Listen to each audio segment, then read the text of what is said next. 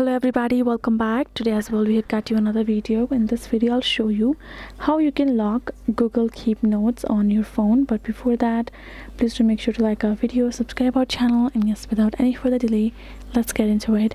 For that matter, all you have to do is simply access your Google Notes on your phone. Right, simply go ahead, tap on this Google Keep, and right over here you can see we will be able to create new notes for us to lock. Let's go ahead, create a one. Now tap on this icon, and now you can see we have created ourselves a note. Now if you would like to lock it, all we have to do is tap on it, and now we will see this option of archived on top right. Tap on it, and now our note has been archived.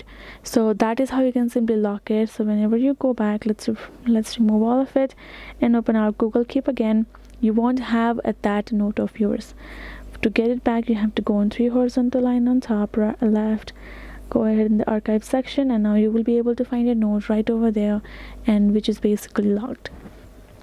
So that is the way for you to do so. Hope this video was helpful to you all. Thank you so much for watching, and yes, I'll see you guys in our next video.